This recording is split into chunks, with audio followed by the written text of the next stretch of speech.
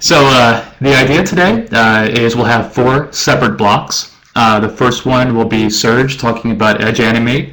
I'll be up after that talking about brackets and Edge code. After me will be Paul Tranny talking about reflow, and then I will be at the end to talk about Edge Inspect. Now each of these are approximately 30 minutes or so. We'll have about 20 minutes or so of just showing the product and examples and stuff like that, and then a few minutes for Q&A, and then we'll start up the next block pretty much immediately after. If you guys have any questions at all, definitely hit me up. I will try to copy and paste those into the notes, and we'll try to address as much as possible. But hopefully you guys enjoy this and find it useful. So with that, I'm going to shut up. I'm going to turn it over to Serge to get us started. All right, thank you, Ray, and hope the audio is good now.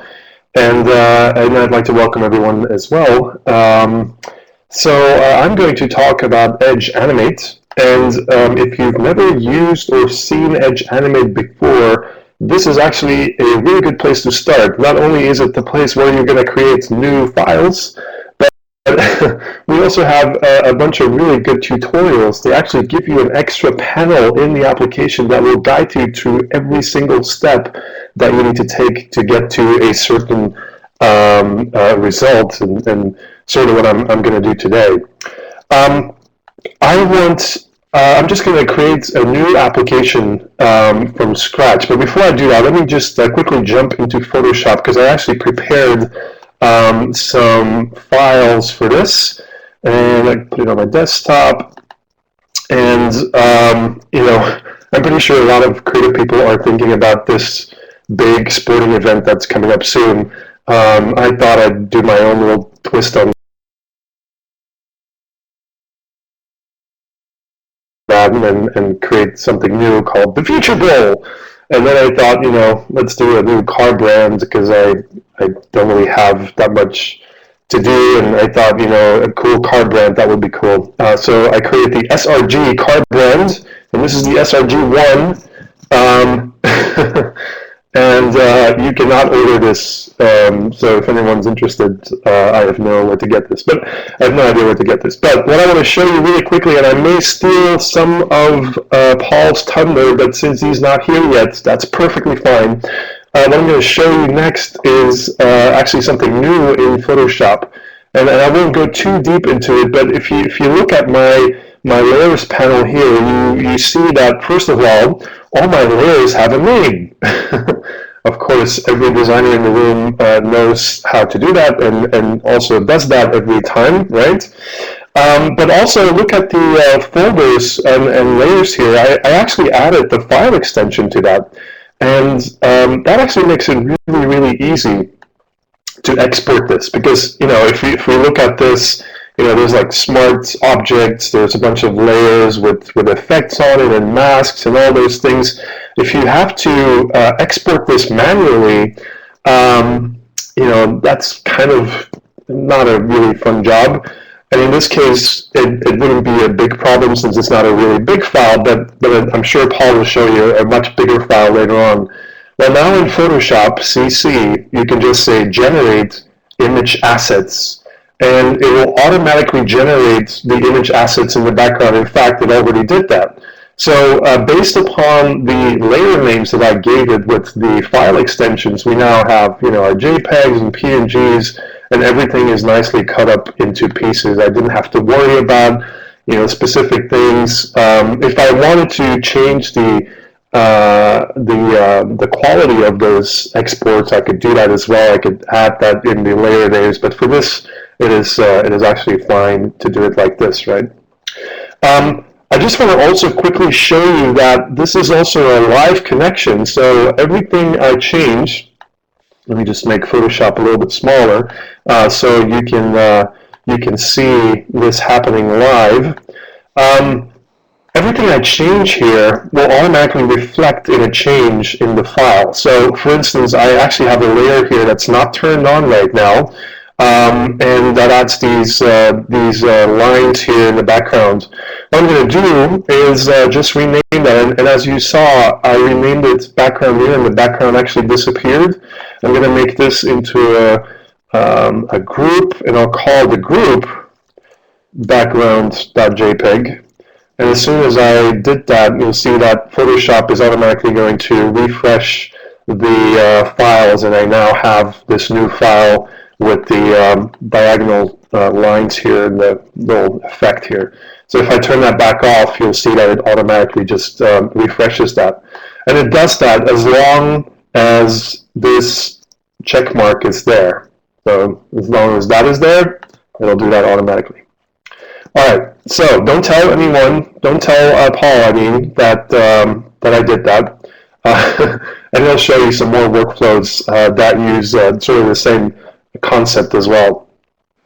So what I'm going to do next is just put this back together in Edge Animate and actually start animating all this stuff. So first thing I'm going to do is import my background. You'll see that is a little bit too big for the area that I had specified. So the first thing I'll do is make sure that my stage, the white area that you saw, is actually the same size. So 1600 by 800, I'm just going to click on the stage and then say 1600 by 800.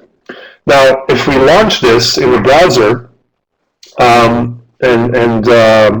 my screen is actually smaller than the 1600 by 800, but you get the idea. It's not actually using the full size of my browser. It's actually a little bit bigger, so it's not scaling correctly. I really want this to scale to the size of my browser, so what I'm going to do is actually make this percentage based. So now my stage is going to be percentage based. It's going to use 100% of the width and height of my browser, or the div that you put this in. And I'm also going to change the background to be percentage based, like that. So now when I launch this again, I can obviously resize the browser, and you'll see that the background actually resizes as well, right? Okay, so that's what I'm going to do. I'm going to add the rest of the assets that we created, and I think the first one I'll import is my car, and I'm going to position that so it always stays in the left bottom corner, because you see the graphics actually stops here. So we need to make sure that actually stays in the left bottom corner, and I can easily do that by clicking this little icon right here. It says everything you do now is going to be relevant or relative to the bottom and left corner of your application. So I'm going to change that, and I'm also going to make sure that this is percentage based as well. And now when I launch this, you'll see that my car is a little bit too big now, and it's also not resizing, right? So that's something we need to fix as well.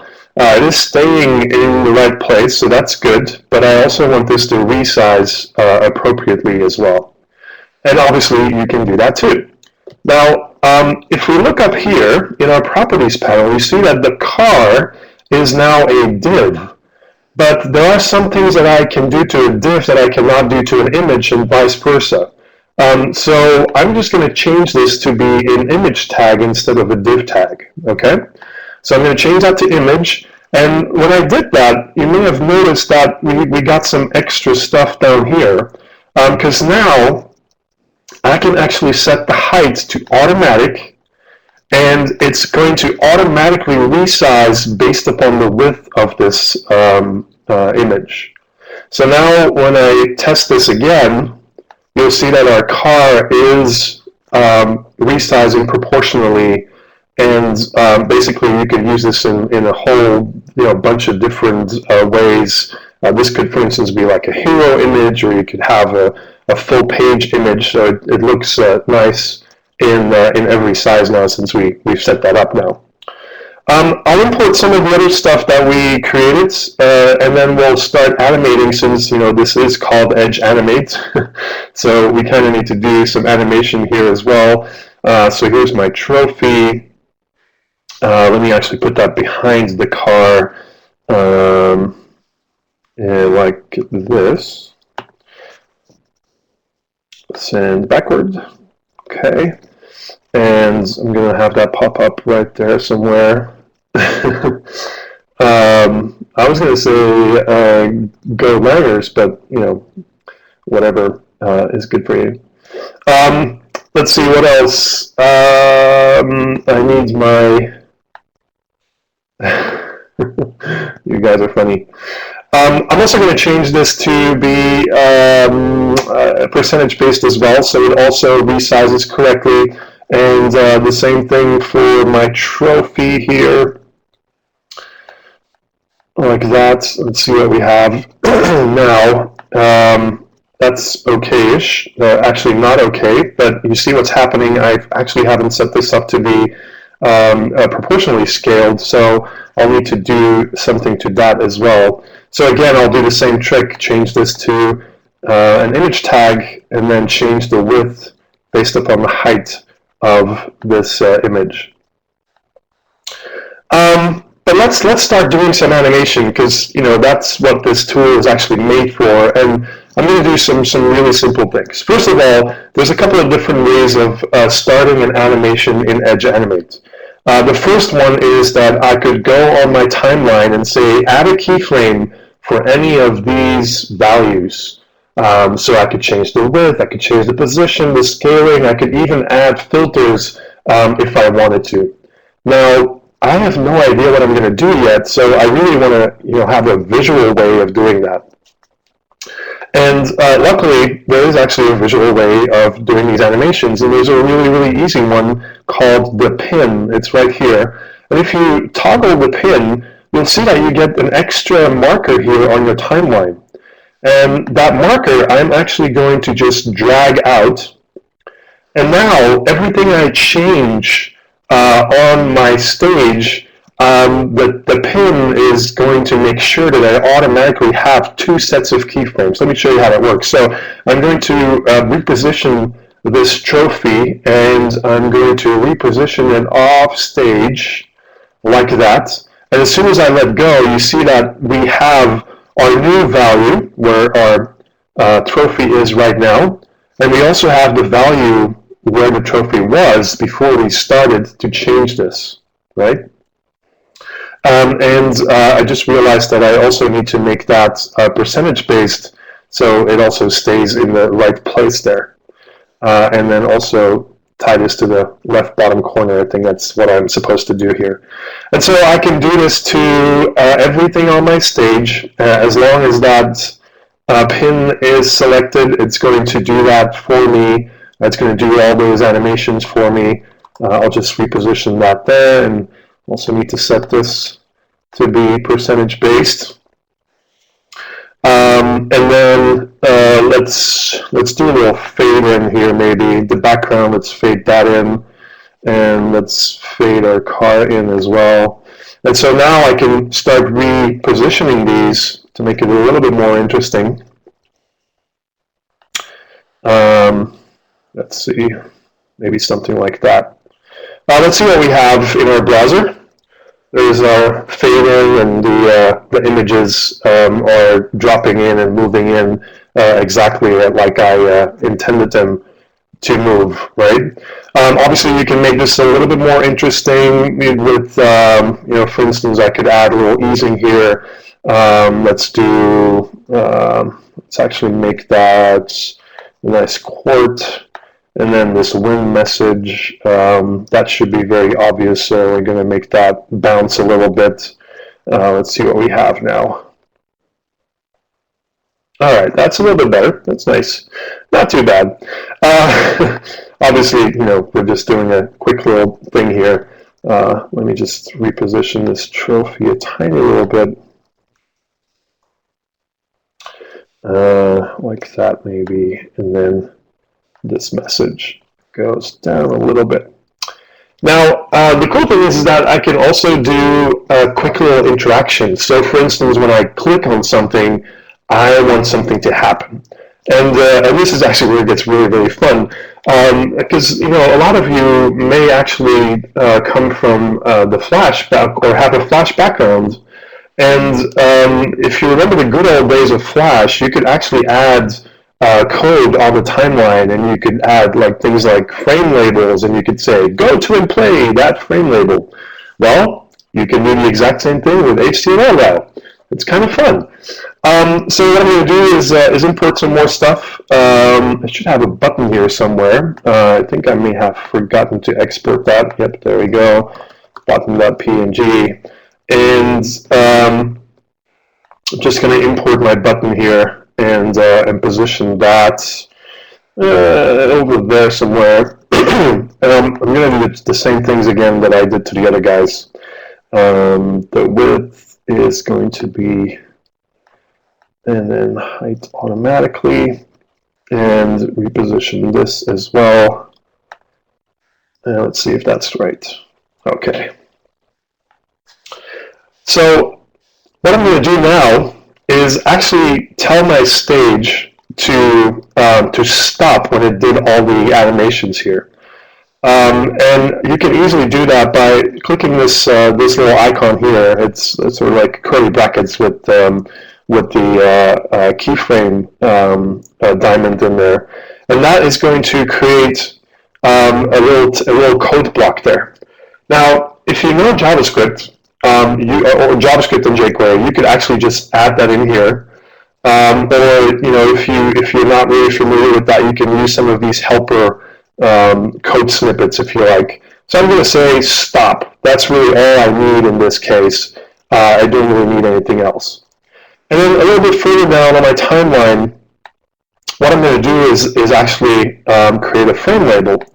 So here on my timeline, I'm going to say insert a label. And that is exactly the same concept as you would have in the good old days of Flash. So I'm going to say, let's see what I'm going to call this. Let's say this is going to be where I'm going to add a form or something like that, right? I don't really know what I'm going to do there, but that's fine.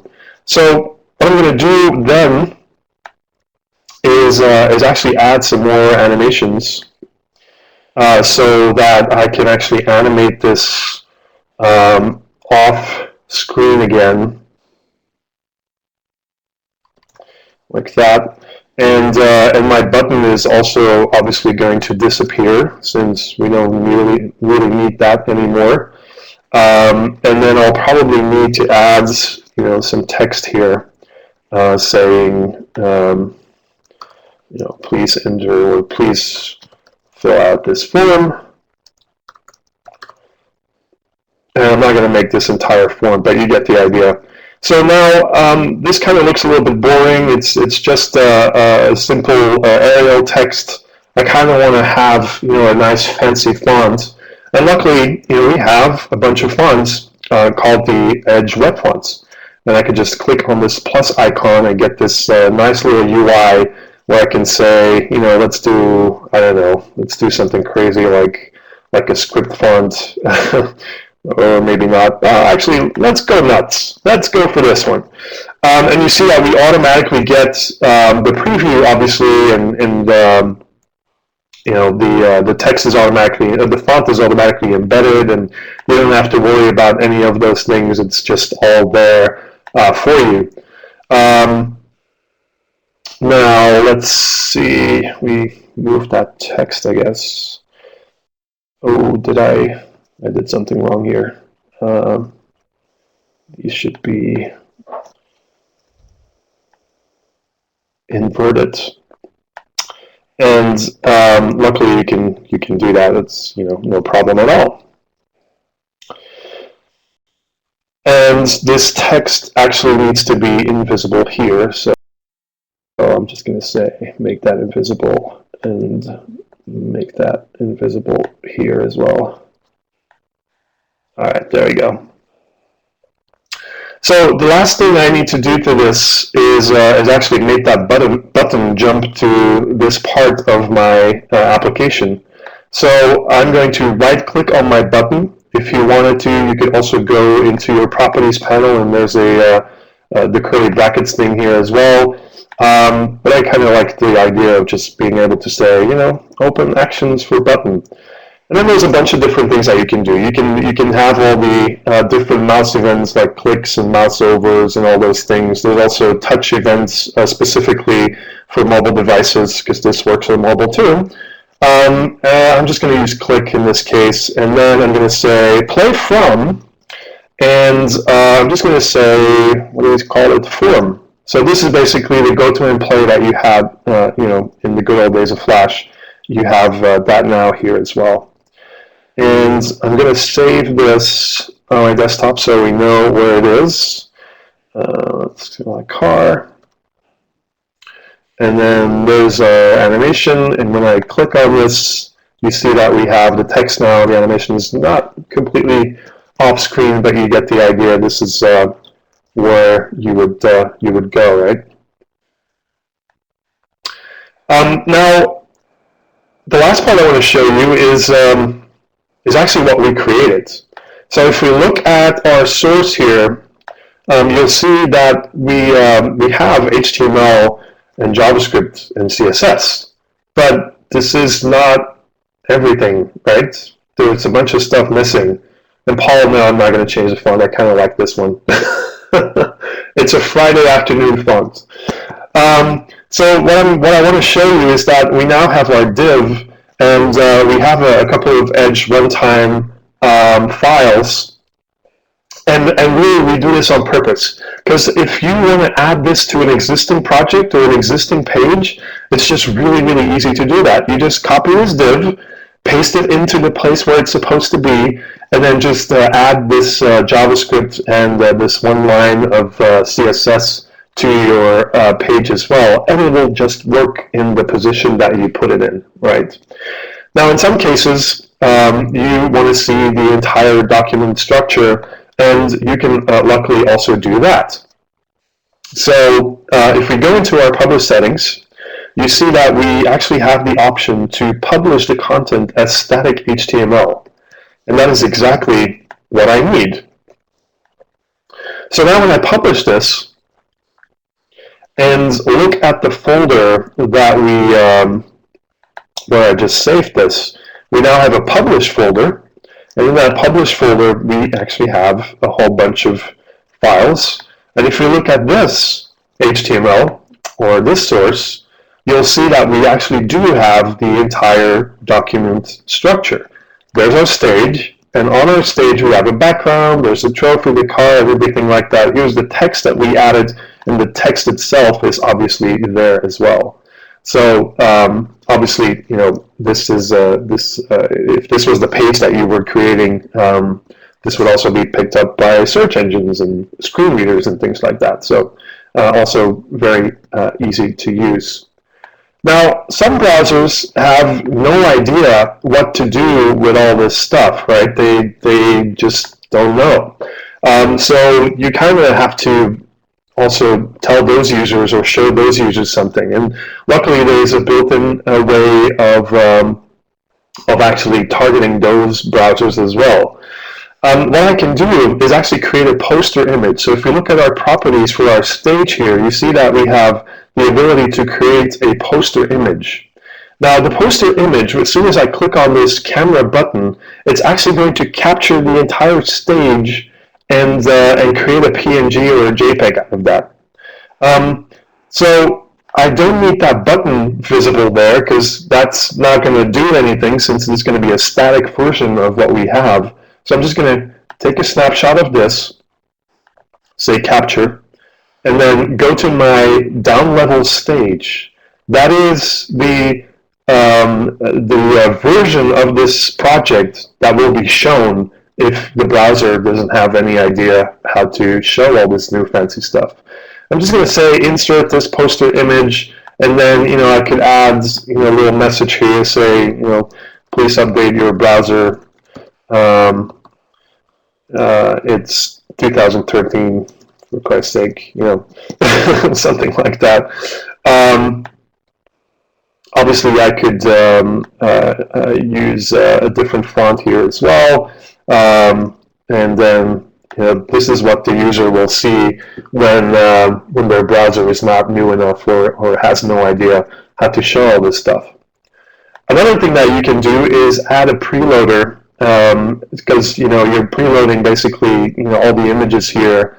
It's not like you have one file. All these files need to be loaded when you start the application. And you can also just use one of the built-in preloaders here.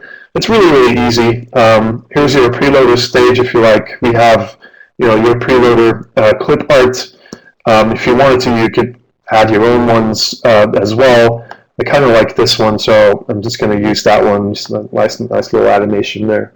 And it also tells you how big your preloader is now. So it says, we have 4K of images, and then 5K is for the JavaScript that is going to preload, and all these things. And so now our application is basically done. Again, if we publish this and look at the source, what we created here, you see that we actually have a bunch of different files. So first of all, we have our Edge, these files are minimized when you publish it, but I just wanted to show you the unminimized version, because this is the file where your application will actually be described, right? This is everything you used on your stage. Here's the document object model. You have your background, and the background is an image, and the image is background.jpg, and so on and so on. So if you wanted to, you could go in here and make changes. If you're familiar with code, that's absolutely no problem. You can do that. Here are my actions. So I have an action on something that I did not name, apparently. But it will say, go to and play form. That thing is right here. This is our timeline, and at time 1750, that's where the timeline will actually stop. So everything is right here for you. You can start playing around with this, poking around. Here are the images. If one of the images changes, you could just update those as well. And so you have complete control over what you actually do here. And that is what I was going to show you about Edge Animate, I think. So, are there any questions? And yes, Ray, that's obviously a good comment there. You can obviously integrate your own little JavaScripts and stuff like that as well, since it's just all there for you to play around with.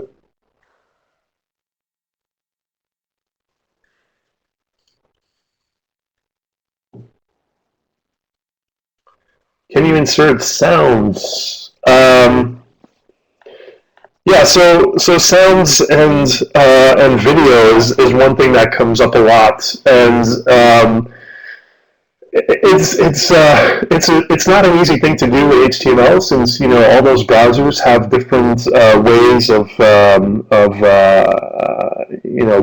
different audio formats and things like that. So it's not built in, but it's something that is being worked on. It is, however, possible, again, to just poke around in the JavaScript and add your own libraries. I've seen people use some of the Create.js libraries and things like that. So it's definitely possible to do that.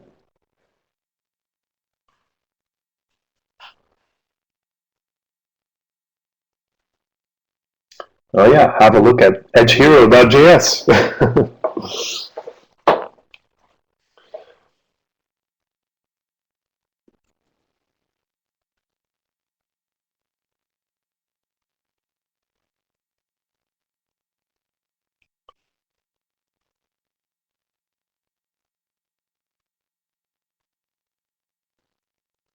Yeah, that blog post for Parallax is definitely out there.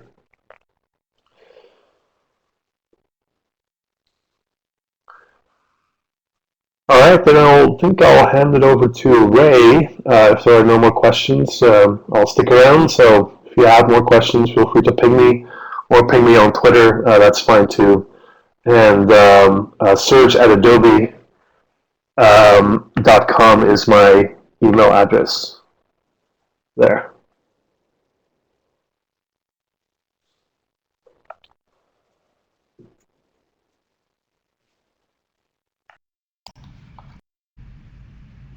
Okay, folks, I'm broadcasting audio again. Hopefully the volume is decent Can you guys tell me if you can hear me okay? Okay. Again, I say that and I immediately shut up. Sweet, it's decent. All right, and I will share my screen. Let me hide all the bad stuff first, obviously, and you guys can tell me if this looks readable. Of course, it's ginormous text, but are you guys able to see it okay? Can I get an amen? Or can I get anyone? Can you guys see my screen? Okay, yeah, I'm used to the little pop-ups from text, so I'm not sure why I wasn't showing it. So I will carry on.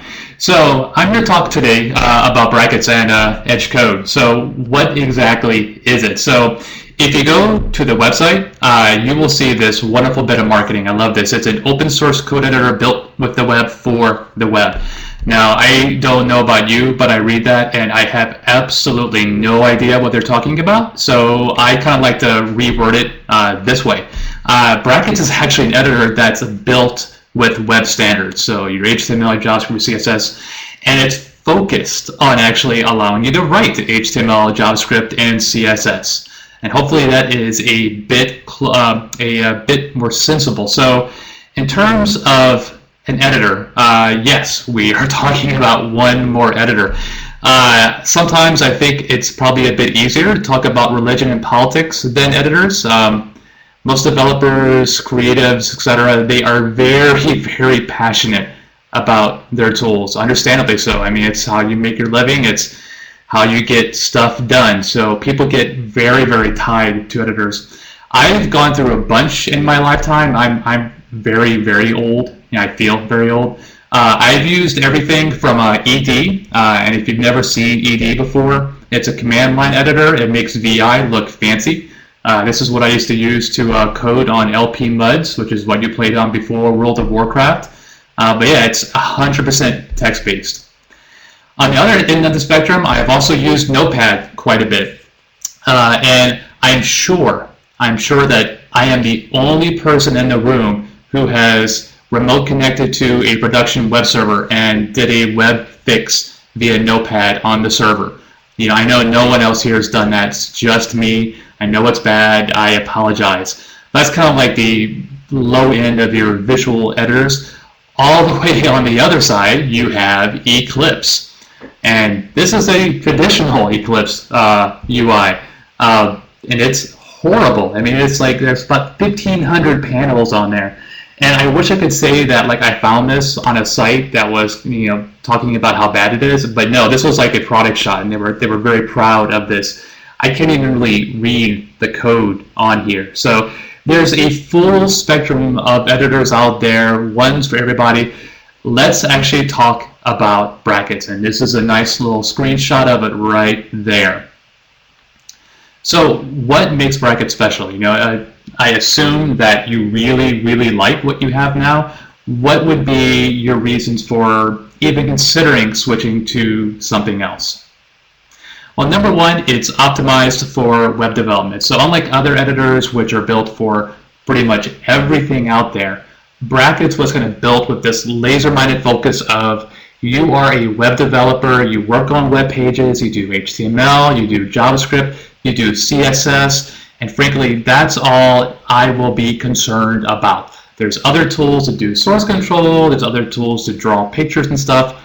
I'm going to focus on just making you productive for building web stuff. Now, as for some details about the actual product itself, Brackets is open source. It has an MIT license. You can actually grab it from GitHub right now, and you can fork the code and do crazy, wonderful things with it.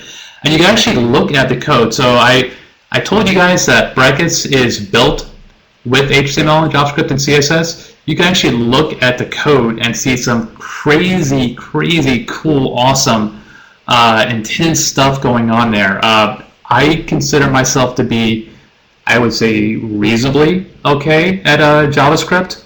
And looking at some of the code in Brackets, it's mind-opening. It's very, very cool. Now, if you don't want to create your editor by downloading from GitHub and running build scripts and all that, there are installers that you can download for every single platform out there. I am obviously on a Mac, and I was able to download installer, double click and run, and it's as simple as that. Same for Windows as well. And by the way, this is free. You don't have to pay a cent for it. That should be obvious that it's on GitHub, but just to make it very, very clear, this is something that you can download right now and start playing with it. So just as a quick tour, here it is. Just to be clear, you can see this is a real application. I think a lot of people hear that it's built with web standards and they think that it's running in the browser. No, this is something that I loaded from my applications folder. It's sitting in my dock. If I was on Windows, it'd be there in the taskbar, etc. It has menu items. None of this is terribly exciting per se. It's just like any other application out there. But I pointed out to say, every single thing that you see here is happening with, again, HTML, JavaScript, and CSS. So what's kind of cool about that, and hopefully you guys can see over Connect, it's kind of quick there. So I'll do it one more time. This is essentially my folder that I'm currently working with, getting started. Now hopefully you guys can see that the entire path is being shown there. Back very, very early in the brackets development cycle, it had this concept of when you work in a folder, I'm just going to show you the last part of the folder. Now, I've already warned you guys that I'm kind of old, so I tend to forget where things are. So one of the things that I did was I actually went into the bracket source code and I fixed it so that when you would mouse over this element, you would see the full path. And what's cool is that all this is here is a simple jQuery code that finds that part of the DOM, gets the full path, and applies it as a title attribute. So again, even with me being, mid-level JavaScript guy, I was able to actually hack on brackets and add a simple feature. So you definitely have all your color coding. You can see an HTML file here. I could switch to CSS and JavaScript, and you could make new files, obviously make new folders. None of that is that different per se. So let's actually kind of talk about what makes brackets different than your normal editor. So in terms of features, one of the biggest ones, one of the most coolest ones is something called live development. So what do we mean by that? Well, your typical web development process, or what my typical web development process, it kind of goes a bit like this. So I'm looking at a web page and I see that I have some bug, JavaScript, HTML typo, CSS issue, etc. So I Alt-Tab to my editor. I type some crap, I save it, I Alt-Tab back to my web browser, I Alt-R to reload it, and darn it, it's still broken. So I Alt-Tab back, and I type more stuff, better stuff, I swear.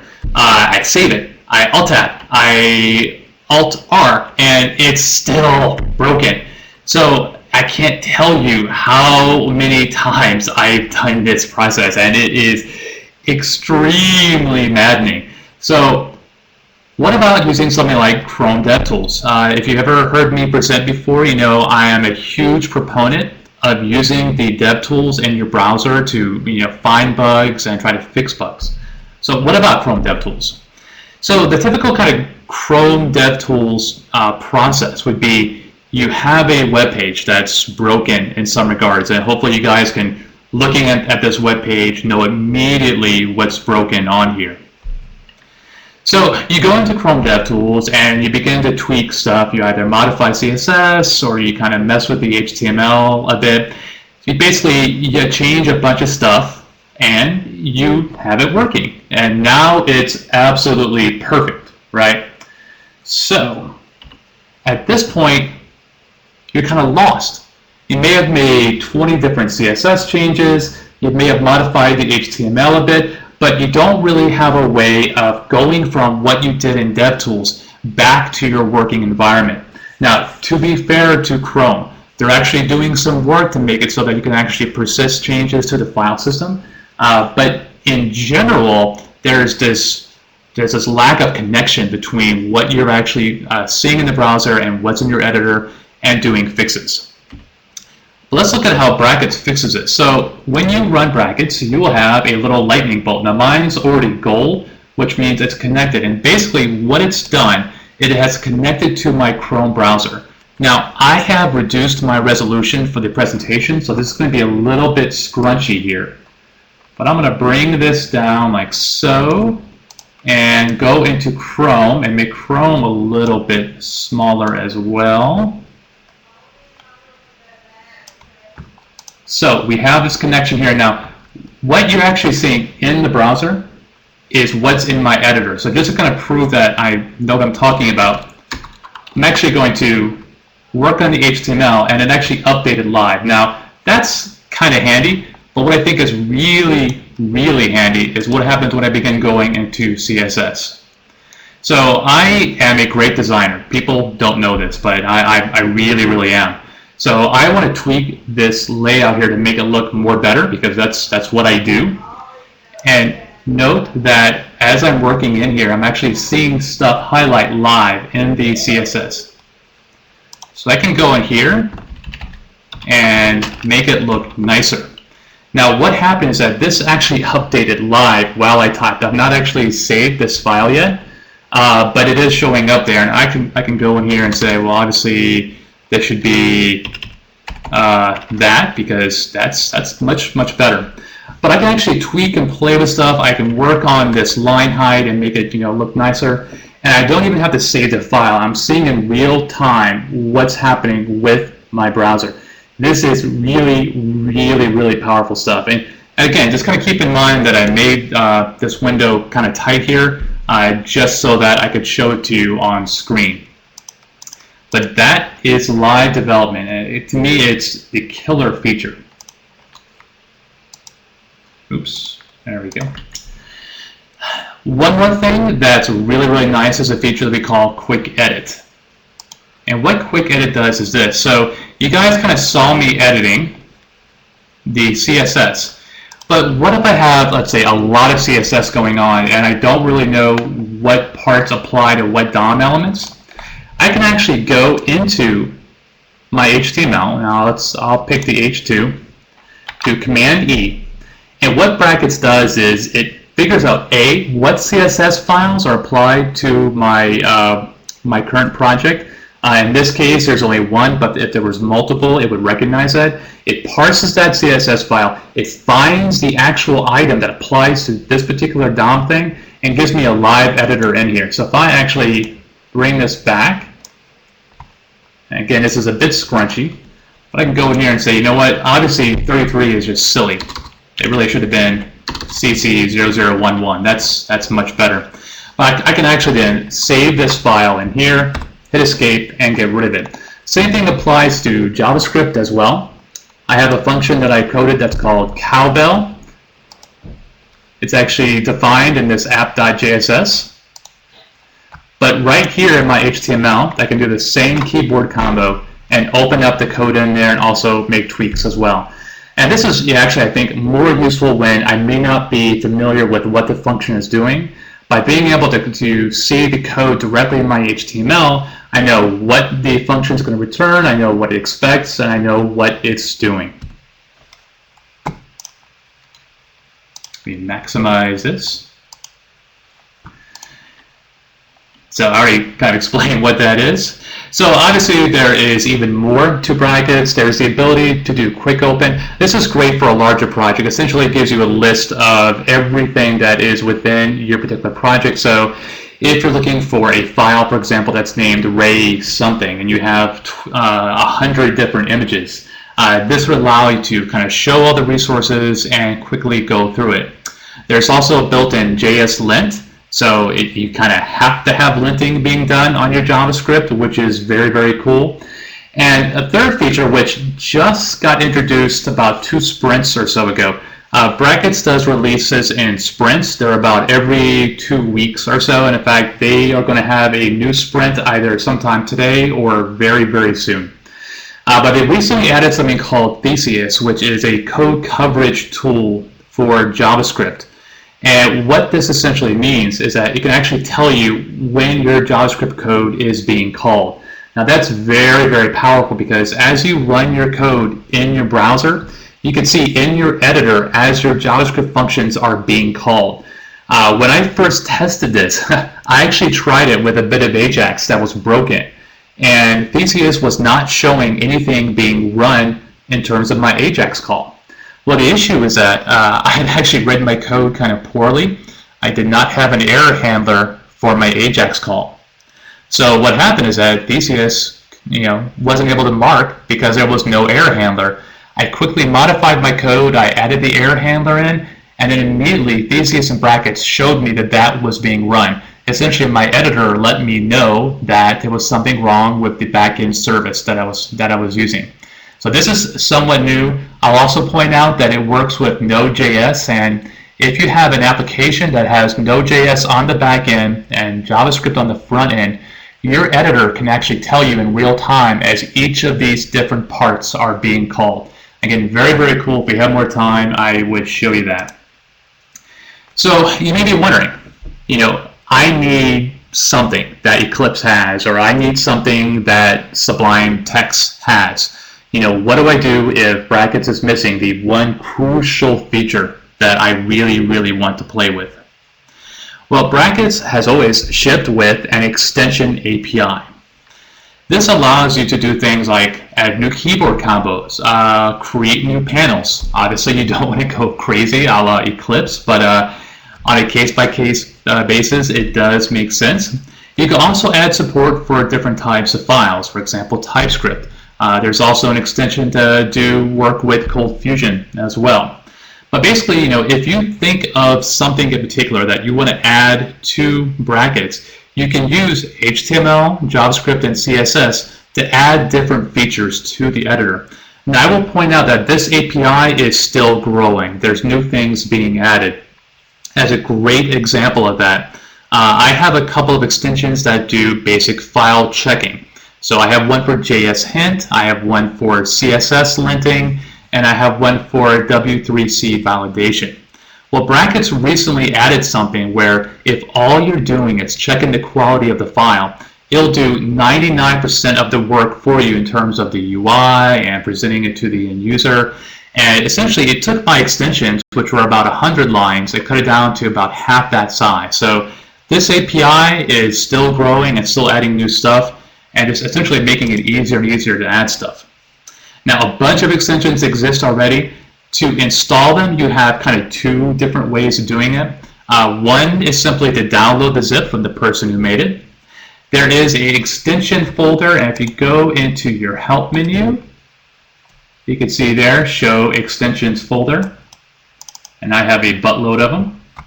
And then once you've done that, all you have to do, and also extract it. Once you've done that, extracted it, you can reload brackets, and then you'll have that particular extension. But there's a much nicer way now. There's actually a built-in manager that will show you available ones and allow you to install directly from within brackets. So I'll show you this real quick.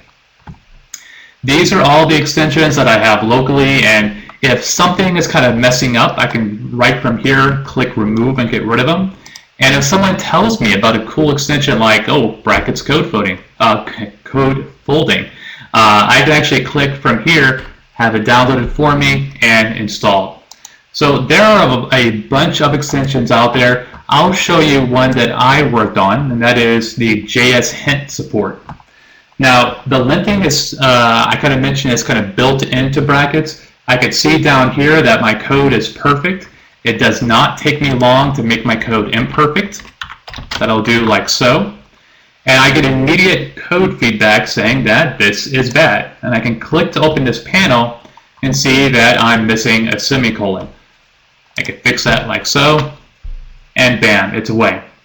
So the way this works is that I essentially downloaded the JS hint library and wrapped it in a brackets extension. And again, it was maybe 30, 40 lines of code, not very much at all, to make it work within brackets.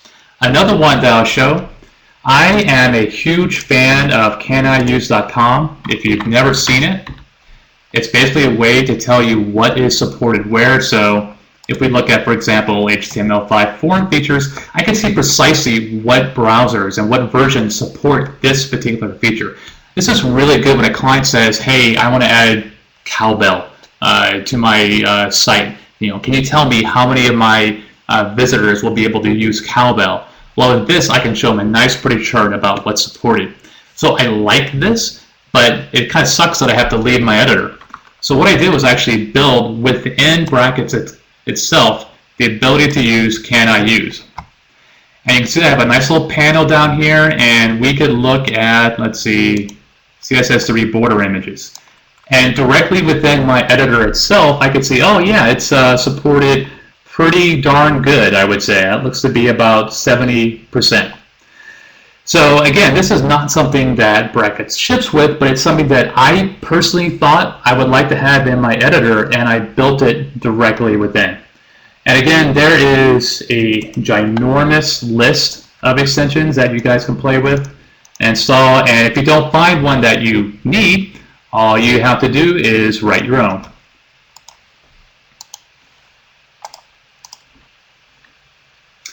So what if you want to play with Brackets right now? So if you go to the Brackets website, I'm going to share that link in a minute or so, you will see that it says Brackets is still in the oven. It needs to bake a little longer before it's a full-featured code editor, blah, blah, blah, blah, blah. Yeah, I don't agree with that. So again, I know that editors, it's a very, very religious topic for people, but I found myself using Sublime Text about 4 months or so ago, and something wasn't working right. And the thing that was not working right was something that was a brackets feature. And that day, I switched. Now, it has not been perfect since then. There's been 1 or 2 bugs that have cropped up in brackets that have impacted me. They never stopped me from doing work. By impact, I mean, one little crash. But in general, brackets has been my daily editor, and I can get stuff done with it. I definitely don't recommend uninstalling your current editor, but I would definitely recommend grabbing Brackets now and checking it out. See if you like it. Play around with it a bit and see if it makes sense to you. And if it doesn't, definitely reach out to me and tell me why you think or what you think is missing from it. So just some quick links to leave you guys with. The main link that you want to grab is brackets.io, and everything else I'm showing here is on that page, so you can just ignore everything else. The docs are going to be up on GitHub. For the most part, you don't really need docs. I mean, it's an editor. I will point out that the wiki has the list of all the keyboard combos. I didn't really talk about keyboard combos because I'm very, very bad at keyboard combos. So. But there's multiple things in there that you can make use of. There is an active Google group that you can join. That's where I go when I have problems or I have questions. If you find a bug, you can add an issue to the GitHub repo. And finally, this is all open source. This is not being hidden behind the closed doors at Adobe. Our roadmap is 100% public. And we definitely take pull requests from everybody in the world. So you don't have to work for Adobe to add feature X to Brackets. All you got to do is fork it and submit a pull request. Please do so, participate. And if you want to go old school, there's even an ERC channel. Finally, you can follow Twitter on Brackets. And again, all of these links you can find on brackets.io. Now, I will talk real quick about Edgecode. Edgecode is essentially kind of our version of Brackets. It's part of the Creative Cloud. For the most part, it's the exact same as Brackets, but it's a little bit behind the mainline release of Brackets. But one of the things that makes Edgecode different, and one of the things that may or may not appeal to you, is that we kind of build this with the idea that you are an Adobe user and you're using some of our other features. So as an example of that, I have a CSS file here, and we've actually added support for Edge Web Fonts, which is our free font service in here, where you can go in and, let me try one more time, font family, bam, browse web fonts. So all of this comes from Edge Web Fonts. I love Unifractor Cook. It's the coolest name for a font ever, and it looks medieval. But I could simply select that, have it here, And Edge code will also tell me the 2 lines of JavaScript I have to paste into my HTML.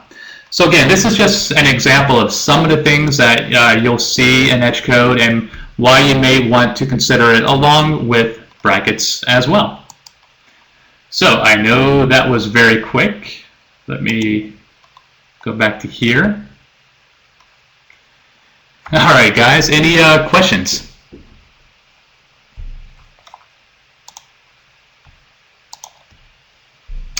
Kevin, there is a PhoneGap extension. It is currently not working, but it is being worked on right now. So essentially, it is coming soon. What do I have against panels? Actually, too many questions. Hold on, let me. So Rob Borman asked about an FTP server. As far as I know, there's not an extension for an FTP server. If you have like Windows Explorer integration with your FTP client or OS X, etc., then brackets could talk to that. But there's not native support to kind of download a file via FTP and edit it in brackets itself. By the way, Rob, don't do that. I know people have probably warned you about that. I know I kind of teased a bit earlier about editing on production, but in general, you don't want to be editing via FTP. Cosmin asked about support for breakpoints and real-time debugging. That is not supported in brackets yet.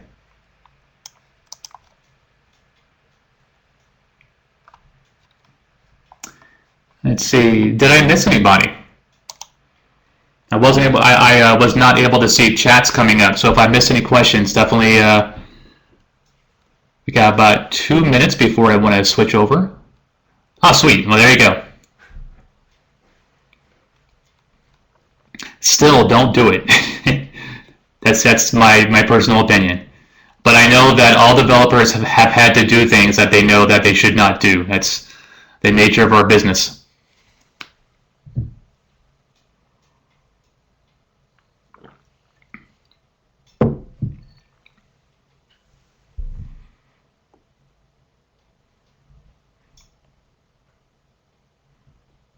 Okay, I see a few people typing.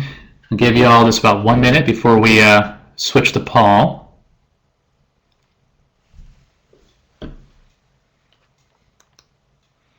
Or I think that may be it. Well, definitely, if you guys think of anything later, just drop me a line. And with that, we're going to switch to Paul. Paul has not had a chance to test audio yet, so I am going to mute myself, and we're going to let Paul test his audio.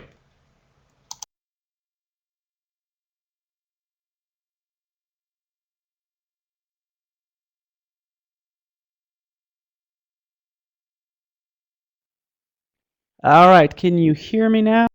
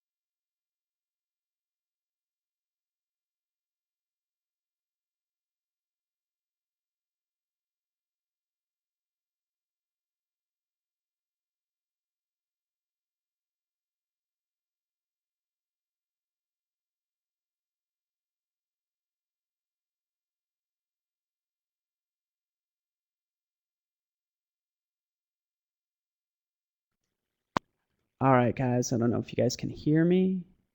It'd be great if you could. All right, thank you, guys. Sorry about that. Okay, excellent.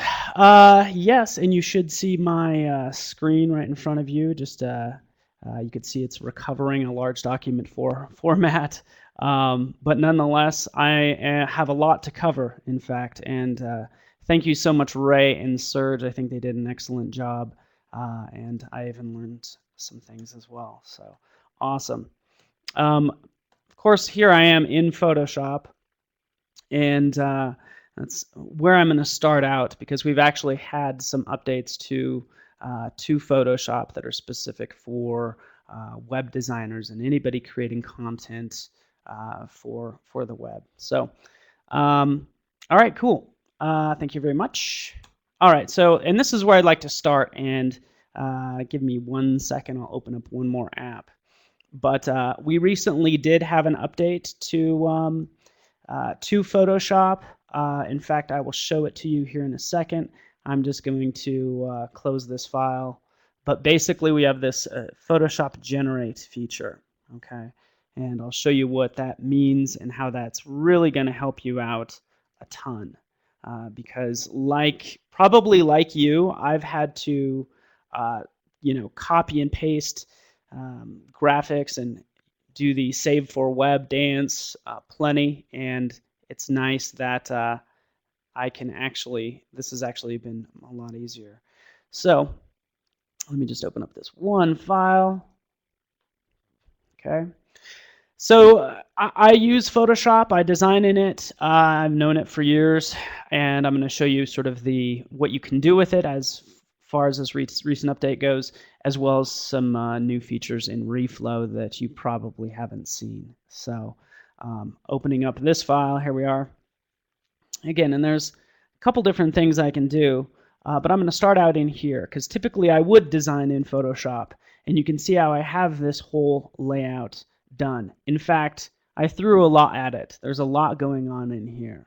Okay, and say for instance, when it is time to say chop up this design, you would grab that slice tool and you'd probably start slicing up this design, okay, like I've done here for this logo. Very badly, by the way. Okay, so that's what I would do, is I would chop it up, but really what I honestly do is, say for instance the background, I do a select all, I do a copy, I do file new using keyboard shortcuts. Basically make a new file because I want this background. Okay, so this is the only way to do it, is to create a new file, paste it in, and then from there you would do your file save for web. Okay, so that's like 5 steps I had to do just to generate this one background. Okay, and I'd start to adjust it, and it's almost like 5 too many. All right, and so with this new generate feature in Photoshop, I'll show you how easy it is for you to extract images from this particular design. Okay, in fact, all I need to do, say for instance, for any graphic that I have in here, such as this logo, I'll just turn it on and off, that I was going to slice up this guy right over here. All I need to do is in my layers panel, I just need to rename it. Hopefully you guys can see that over Connect, but I'm just going to rename it to .png. Okay. And again, this is the latest update to Photoshop CC for Creative Cloud members. All I had to do is rename it to .png. All right.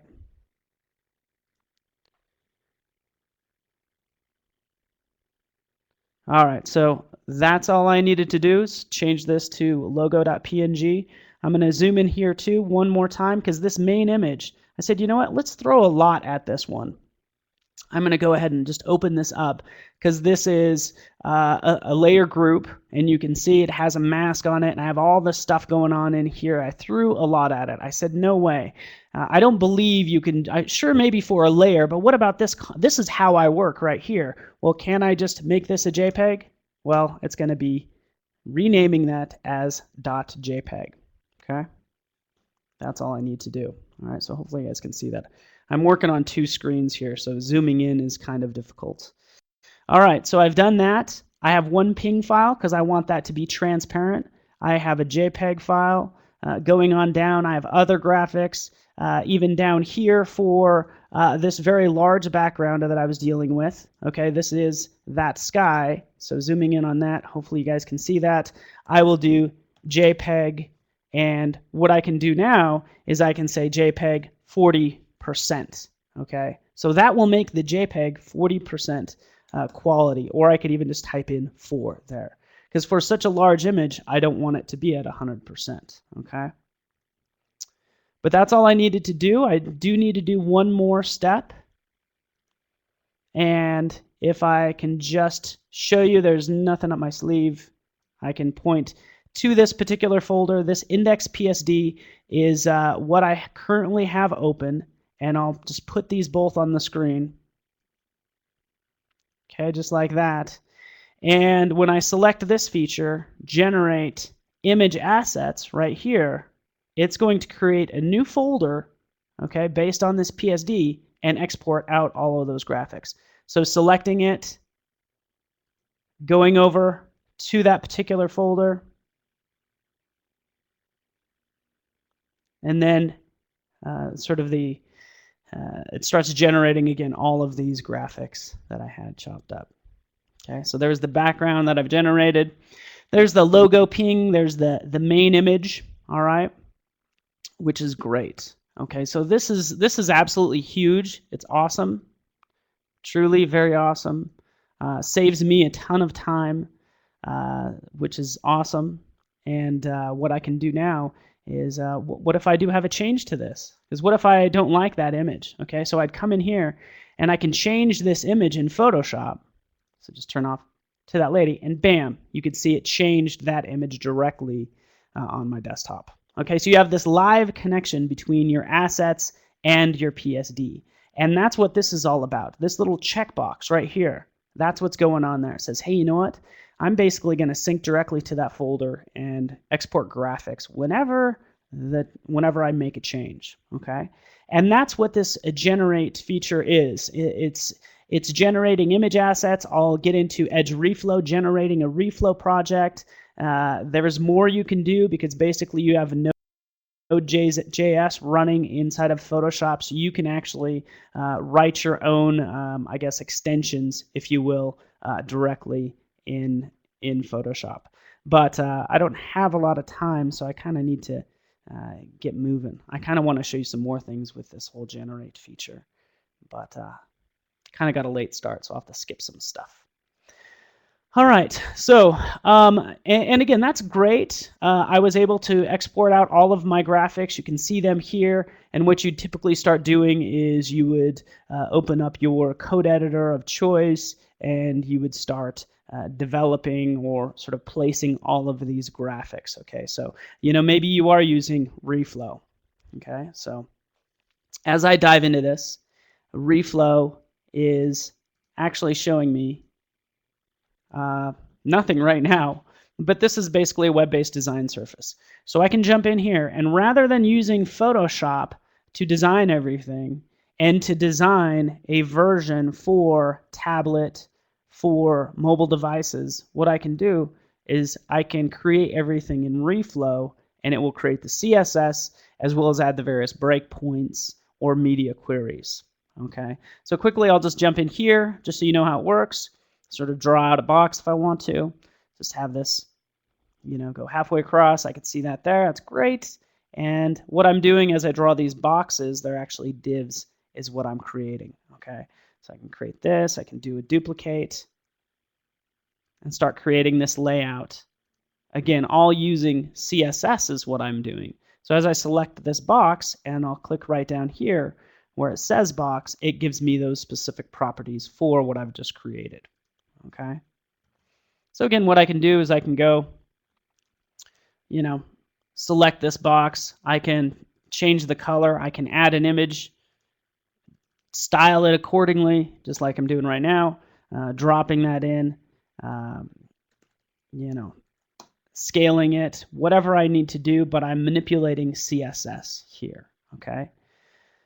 And it's cool that since I'm in reflow, I have the confidence in knowing that I'm creating CSS as opposed to Photoshop. I'm back in Photoshop. I really need to know what needs to be CSS and what needs to be an image. Take this icon, for instance. I can export that as a PNG file. That's great. Or what I can do is I can just export out a piece of it if I want to, and then the rest can be driven by CSS, so I can edit it later. So a lot you can do directly in reflow, creating CSS and not images ultimately is what I want to do. All right, so I'm going to do just a couple more things right in here. Just add a background. There's my background, so I start to sort of make what I want, all using reflow. Okay, cool. There's my design. I can start to see that it does reflow. As I expand it and contract it, you can see how this content changes. Okay, and typically what I would do is I would scale this down and sort of depending on the content. And yes, I'm aware of iPad sizes and all those popular sizes out there, but really I'm going to have the content dictate where my my media queries are or my breakpoints. Okay. So as I scale this down, I notice how I start to see sort of more of that image, and these boxes just get a little too small. Okay, so I can say at this point right here, let's go ahead and add a breakpoint. So I'm going to use that button in the upper right. I'm going to click that plus sign, and it adds this breakpoint, otherwise known as a media query. Okay, so I can select that there. There it is. I've added it, and now I can start to customize it from my default to this smaller size. Okay, so I can take this. And for this image, maybe I want it to be, 90% or something, or maybe I just want to grab it and scale it over or something. But I can start to change this content pretty much visually is what I want to do. Adjust this, controlling this. Again, this is a visual design I'm working on, and I want to control this content visually rather than manipulating lines of code. But it's nice to know that I'm actually manipulating lines of code underneath. So as I select this big image, I can see right down here, oh, here's the initial size. And let me just zoom in on this. The initial CSS properties, and then this sort of tablet override, if you will. And I can always copy it and use it anytime I want. Okay, so again, desktop, tablet, scaling it down further, adding another breakpoint, adjusting this content even further. I can do whatever I want here, and it's going to make those changes. And the great thing is I didn't have to create 3 different PSDs, okay? Plus, I have the confidence in knowing this is CSS, and it's going to work fine on the web. So again, scaling down, I can see how that content changes, and you can see how that looks. So that's your introduction to reflow. I can open up a project that's more fully baked really fast, just so you can check it out right here. So again, let me just resize this.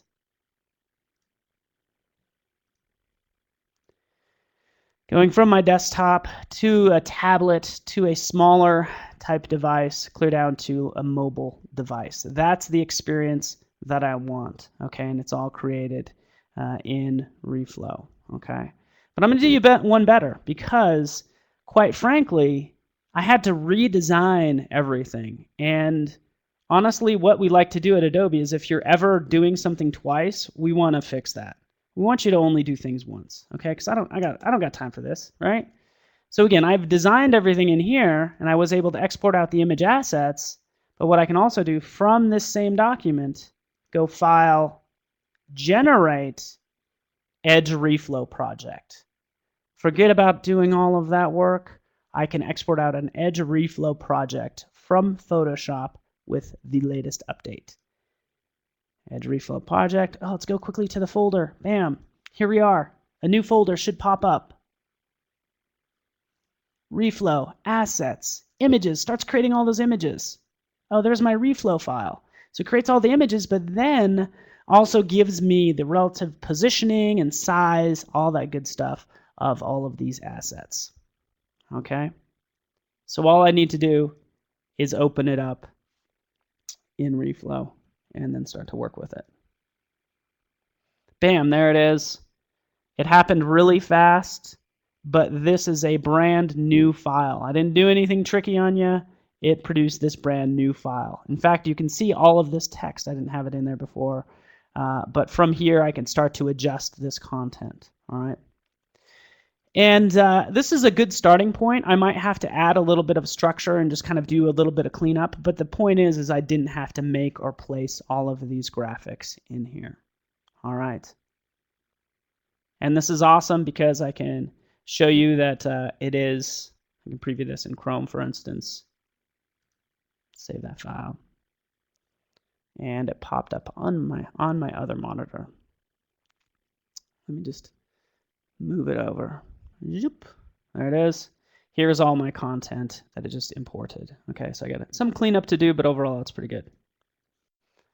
Okay, all powered by Photoshop Generate feature right here, Edge Reflow project. And we're continuing development on this because we want to make this as great as possible. But this is huge that it created all the CSS content. All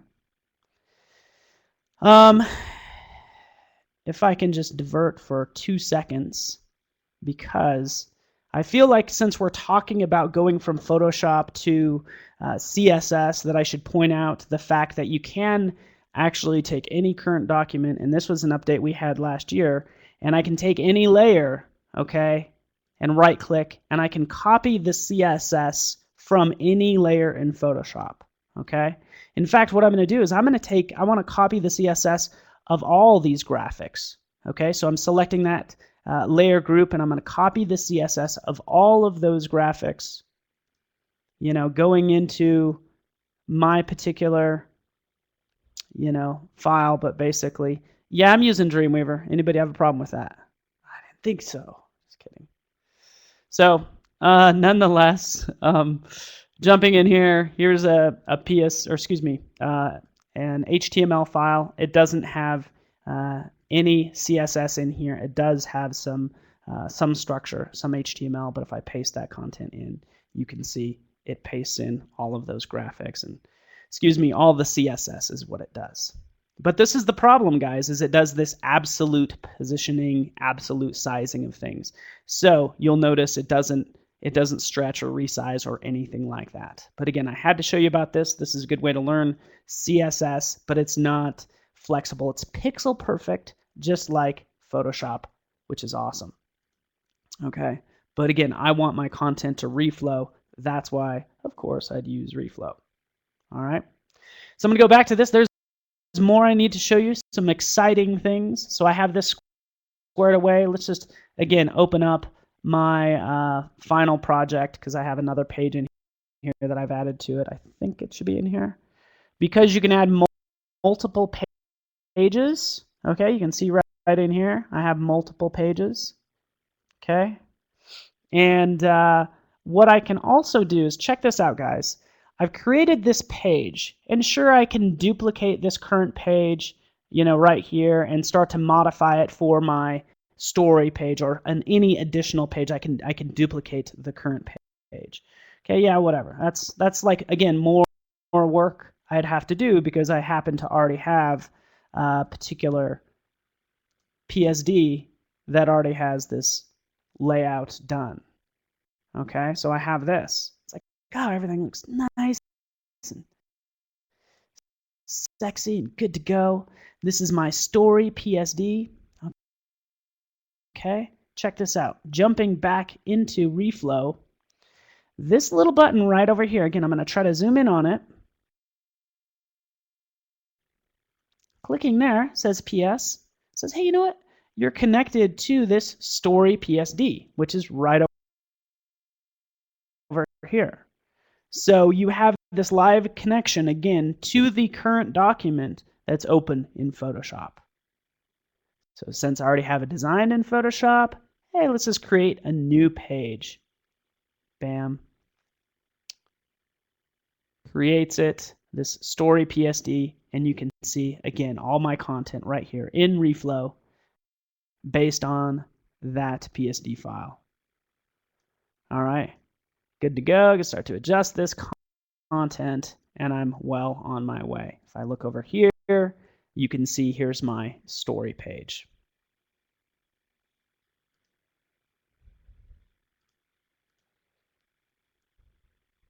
All right, so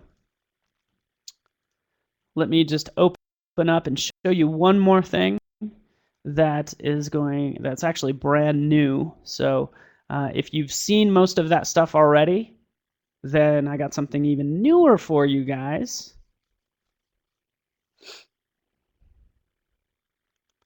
Because I'm just going to open up this file and reflow again. Okay, because I have, again, this page, and I've just kind of adjusted it some more. And it will has some text here, okay? So we saw the connection between Photoshop and reflow. So I don't have to recreate a lot of stuff, okay? And I can start to see how content reflows accordingly, okay? But reflow also has had so many updates because honestly, the web's moving faster than it has in the past. So as a feature starts to get implemented across browsers, we're giving you the ability to use those features immediately in reflow. One of those is this, guys. Like, this is just an issue that just comes up. Like, as I scale down, I'm sorry, let's go here. As I scale down this text, look what happens to this box. Like, it'll start to push down this image and this text. So I have this big white area, and really I want this text to fill this white area, okay? So it would be great if this text reflowed from one box to another, okay? That's what I want to happen. I want to be able to connect them all. Well, with the latest update to reflow, I can select these 3 text boxes. I'm going to right click and check this out. CSS regions is one of those new features, okay, led pretty much by Adobe, now implemented in Chrome and various browsers. And since it's implemented, not quite in all of them, not older IE browsers, of course, but what I want to do is I want to take advantage of this right now. And I can. This is CSS regions. And all I need to do is create a region container. Selecting that. And look at that. If anybody's used InDesign or any sort of text editor, oh, this line, you know exactly what that line means. It means it's reflowing. Oh, there's another one. Reflowing from one text box to another. And as I scale it down, you can see that text reflow one to the next. And I can, adjust this just like that. And you can see that text reflow. Okay. So this is great. I like how reflow has really been able to take advantage of the very latest in web standards that are out there. And you can see that's definitely the case right here. Let me just even open up a more advanced example. In fact, one that you can get a hold of right now, because what's available out there on GitHub, and we can post a link too. But yeah, baby elephants. It's the new baby kitten, right? Baby elephants, opening up this reflow file. This is actually a project from National Geographic, okay? And that's why I wanted to show you a real world project. Let me change the size of this so we can see it a little better. Okay, so here's, again, a ton of text, okay? And it looks great, but as I select these text boxes, you can see how that text reflows one to the next, okay? Clear down here. Oh, looks like we have a sort of a stopping point right here. Let me zoom in on that. You can see that little plus sign. Okay, it means, hey, you know what? There's more text here. Clicking on it basically reloads it or loads it up into my cursor. Okay, more or less. It's the best way to describe it. But since it loaded it up, I can click down here at the bottom and it will reflow into that next text box. And what's nice is I can always go over here to my properties and change any of this stuff. I can change, instead of constraining the height, just change it to auto, and it will fill it to show me all of that text. But again, it's cool that I can reflow this text any way I want using CSS regions. Okay, bam, there we are, bam. You can see how that works. All right. Cool that you can do that. Cool that it's available right now. And this is one of the shiny web features, which I was so happy to see this. It's like, hey, look, we have some personality some personality in our navigation. Shiny web features. This is the new stuff. So selecting that, you can see CSS regions. Filters is another one as well. So I can select OK. And CSS filters lets me say, for instance, if I want to add more drama to this image, maybe I want to select it. And, I could be using it in a couple different places on this website. Well, I don't want to go into Photoshop and make a black and white version and force the user to download another version, the black and white version. All I need to do is go in here to filters. Again, zooming in on that. Click. You can see, sorry guys, zip. Grayscale. Selecting grayscale, you can see that it changed that image to grayscale using CSS filters, and that's good to go. But you can see there's quite a bit. If I wanted to put text on top of it, I can jump in and say blur it out as well. And I'm not sure if Serge showed this earlier, but these same CSS filters are also in Edge Animate. Okay, so if I want to put text over it, done, just like that. All right. Shiny web features. Ray mentioned can I use earlier, and that is also where I'd go to see where CSS regions and filters or anything that you add is supported across all the browsers. But again, don't penalize people because they have a newer browser. I want to give them the hotness, all this new stuff. Yes. So anyways, it's hilarious. Adobe did make a funny. All right, preview in Chrome. You can see all this CSS. And you'll see it reflow. Okay. Actually, quite a bit of text. Let me move it over.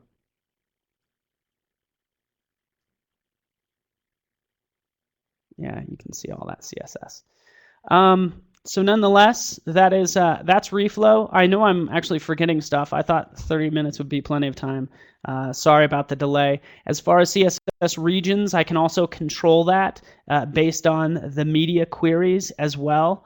And just so we're all clear on the same page when it comes to responsive design, it's not necessarily all about just using or sort of taking your existing site and just reflowing content. I think you just need to be really strategic about all of that. Again, and I don't know where you guys are, but we're doing this Create Now tour. It's a lot like sort of when I pack for this tour, and I'm not taking everything on my site and cramming it into the mobile version. I'm making sure the content is appropriate there as well. So again, it's a lot like packing. As I open this up, you can just kind of get to know me. I usually carry a bunch of devices. You never want to be behind me in security, in a security line at the airport, because it will take like a half an hour. Okay. And I just packed up an Atari just because you never can. Don't forget your roots, guys. Okay. It's all about the Atari. All right, I mean, there's more I can show. Kind of don't have time for a lot of this space age stuff that I kind of wanted to get into, but that again is for another day, and I'm at the top of end of my time. So if you guys can, hopefully nobody's getting a seizure right now. I should probably go ahead and turn that off. Let's go to something else. All right, cool. Unicorns on LSD. All right, so if anybody's like tripping, I don't know if you got crazy questions about like, why is the sky blue? Or whatever.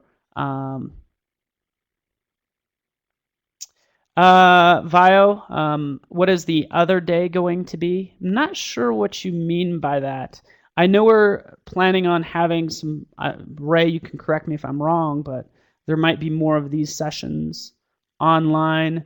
What I was referring to earlier were a lot of these events that we're doing, these Create Now events. So again, we're hitting lots of locations starting in my hometown of Denver next week, Toronto, Chicago, if you're in any of those areas. So, and the great thing is, guys, is reflow is free. So I don't know how we're getting paid, Ray, Serge. I have no idea, but reflow is free. You can get it now. Just get it from creativecloud.com. You don't need to be a Creative Cloud member. Now, for the Photoshop stuff, you will need to. You can get a trial, but again, that's going to expire after 30 days. Yeah. So yeah, they pay me for this, Serge, in hugs. They just give me a hug when I go to the San Francisco office. So, all right, I'm over a minute on my time. If you guys have any more questions, I'll just post my email address in the chat pod, and I will also be hanging out. But I want to turn it over to Ray, because I think Ray has some more stuff going on. Yes?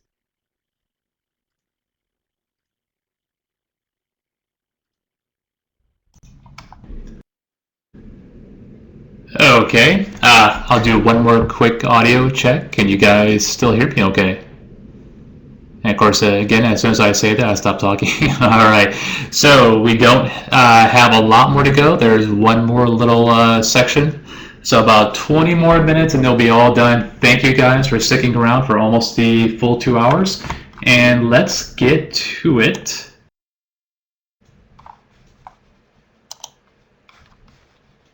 All right, so you guys should be seeing my screen now. All right, so I'm going to talk to you about Edge Inspect. So I always like to start with a problem because, you know, obviously we don't have enough problems in life. So I like to add more problems just to make my life a little bit more interesting. In this case, the particular problem, and that's way too big. That's not helping at all. But what this would be is a problem of multiple different mobile devices. And it's actually a small mix of iOS and Android, and there's actually a heck of a lot more available for both those platforms than what I have on screen here. So the problem is that we have not only a lot of mobile traffic, but we have a wide variety of different types of mobile traffic as well. And the issue is that, you know, if you have not tested on a particular device, then you really haven't tested. And just to make that very, very clear, I actually talked about this earlier this week, talking about PhoneGap. If you're building something that is meant to run on the iPad, for example, you are not allowed to test by doing this. I hope that we're all clear on this. This is not mobile testing. I know no one in the room has ever done this before, but no, you actually have to go out and get the device and actually test on the device. Unfortunately, this is not very pleasant. I know for a fact that I have skipped testing something because I was just too lazy to enter the URL, especially if it's on some dev server with a very long, obscure URL. I'm just guaranteed to be too lazy to actually sit there and type it all in. So it is a pain in the butt. You could probably tell where we're kind of going with this, and that is our tool Edge Inspect. And it's really focused on doing one thing in particular, and that's allowing you to preview and look at your websites on your mobile devices. So what makes up Edge Inspect? So unlike the earlier tools, which were essentially, you know, a standalone product, Edge Inspect is actually three different things. So the first thing is an application that you will download and install, and I actually have mine up and running right here. So it kind of hangs out of the way, so it's not bugging me. The second part is a mobile application that you will run on your device, and this is my iPad, and it is right there. So that's my Edge Inspect app. Not very clear on this screen, but I can make it a little bit bigger. I'm actually streaming via AirPlay, so it's not going to be perfect. And then the final aspect is a Chrome plugin, which I have right up here. So three different components, pretty much easy to set up and unobtrusive once you've done it.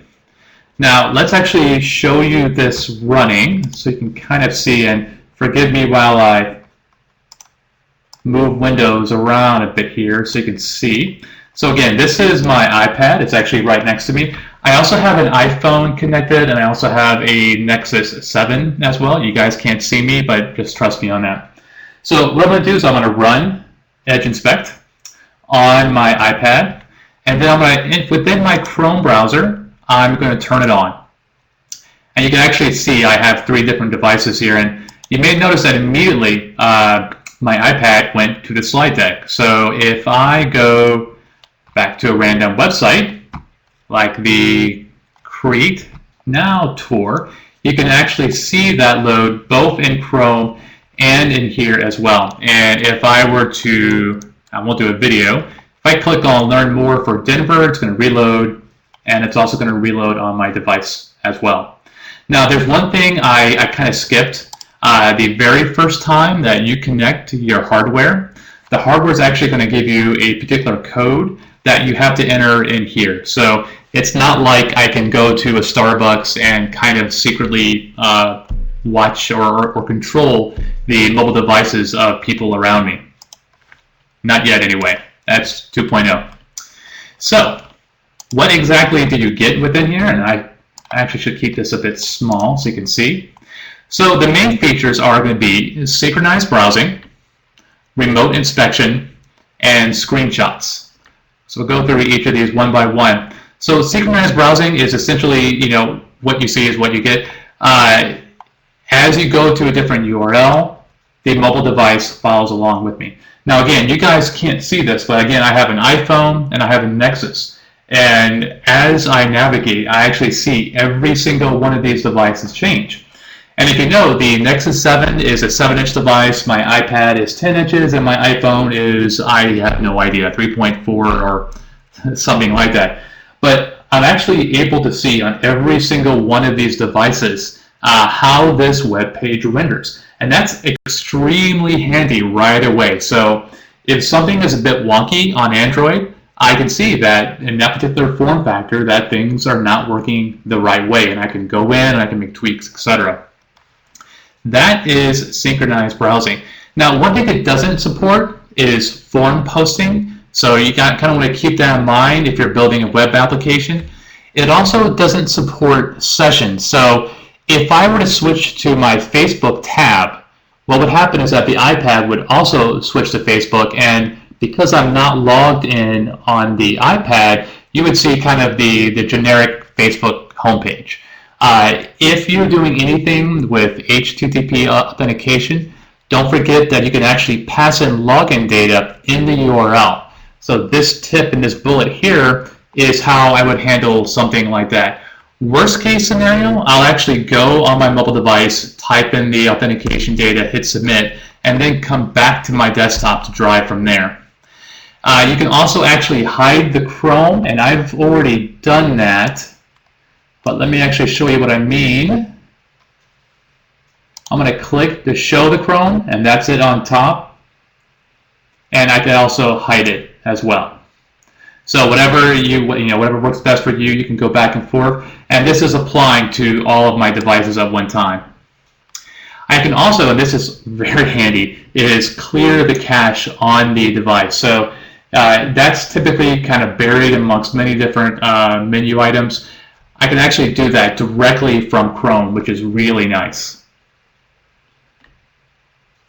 So I'm actually showing this right now, so I won't show it to you again. It's pretty simple. I mean, that's pretty much it. But again, if you can imagine 3 devices, you can actually have 50 devices. I've heard of demos of up to 100 devices. So if you are needing to test on 100 devices, and that's not actually absurd, it sounds crazy, but especially on Android, there's a bunch of different form factors and a bunch of different versions. Even on just the iPhone, you have multiple different hardware versions and multiple different operating system versions. It's not it's not crazy to imagine you would actually need that many devices.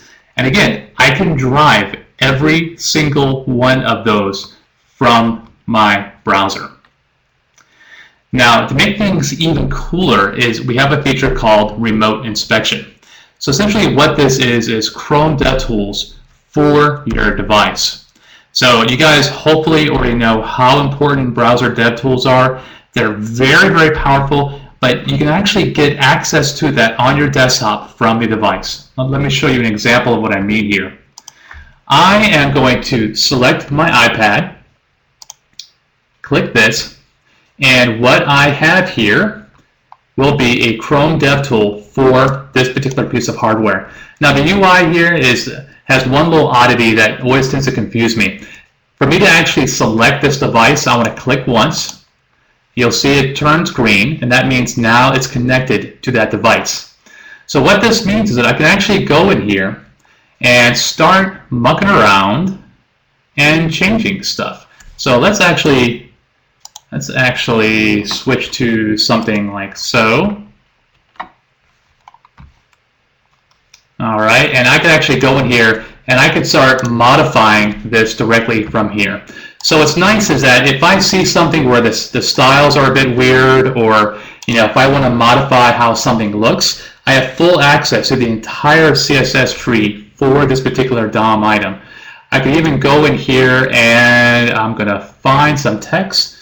And you know what? If maybe World Tour, maybe it's not rendering right on the iPod, I could say Universe Tour. We're going to send Paul everywhere.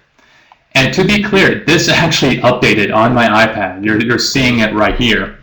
And again, if that word was too long, I could make it UTour or something else. But basically, if you know your Chrome DevTools, you have access to them on your desktop on all of your devices.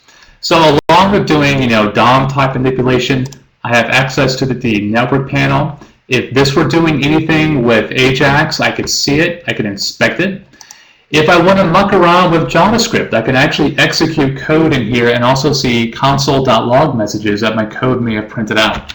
Just to kind of show you that this really does work, and it's working on the device, I just made my iPad fire some JavaScript code. So what's really cool is that if you can imagine, if I had some little handler for this particular button here, when I click, it's supposed to ring the cowbell. If that wasn't working, I could actually begin to kind of dig around here and try to ring cowbell to see why it's not working. I could see if maybe that particular DOM item was actually registered. Essentially everything that I've been able to do on the desktop to help debug and make my web pages better, I have access to on the mobile device from my desktop. Extremely powerful stuff, I think.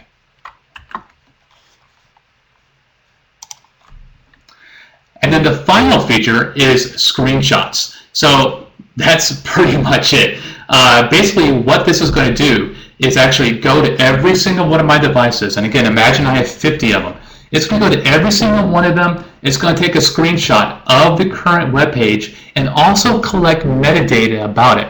So not only do I get a screenshot from my iPhone, for example, I will get a screenshot that says, oh, this is the iPhone running iOS 7 with this resolution.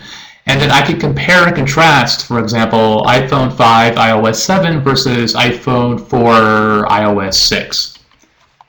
Now there's one core folder where everything is kind of dumped into. I just kind of bring that up in case you're working on multiple projects. And you can also, if you want, ask for just one device. But what I'm going to do is ask for all of them. And let me switch back to the Creative Cloud tour.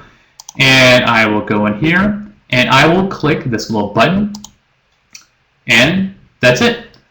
From the extension, I can actually get the folder. You can see I have a ginormous amount of them. These are the ones that just came out. So for example, here is the iPad, and this is a nice little picture that I could give to my designer in case something is wrong. If I wanted to see what that hardware was, you can see right now it's running 702. I see the density. I see the URL in case I forget exactly where I was.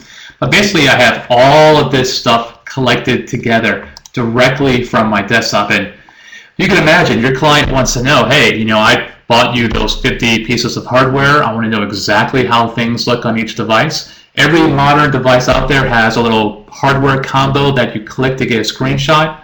Oh no, forget about that. I just want to do click and done.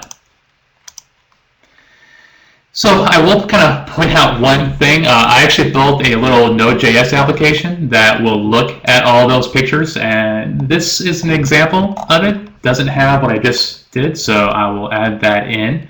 But you can see I can go in here, and I can actually say show me just the iOS ones or show me just the Android ones. This is just actually something I built for fun, but if you want the source to this, I can tell you where that is.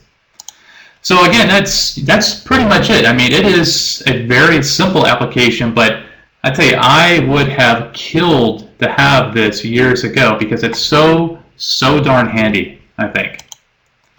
So I did go through that pretty quickly, and I will switch to Q&A. Nervous, my website is right here. And if you go in there, you can look for the Inspect Viewer. That's what I called it. And if you can't find it, just hit me up on email. So it's also hosted on my GitHub source.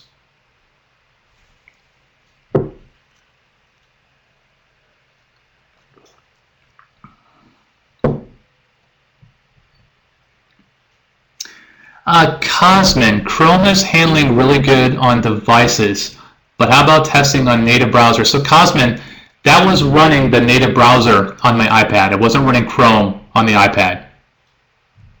Does that make sense? Yeah, I mean, obviously, I was using Chrome to do the driving per se, but it was using the normal browser on the device.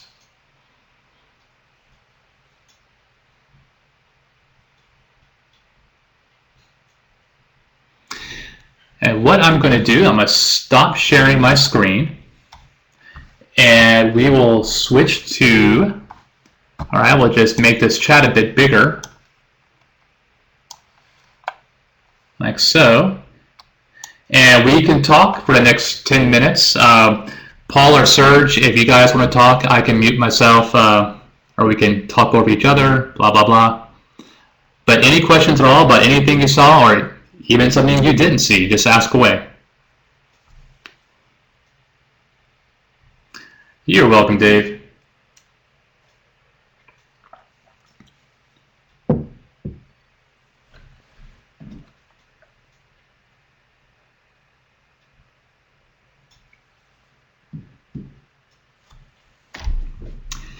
Cosmin, no. For example, on Android, you can't do native Chrome, Firefox. No, it's just a native browser.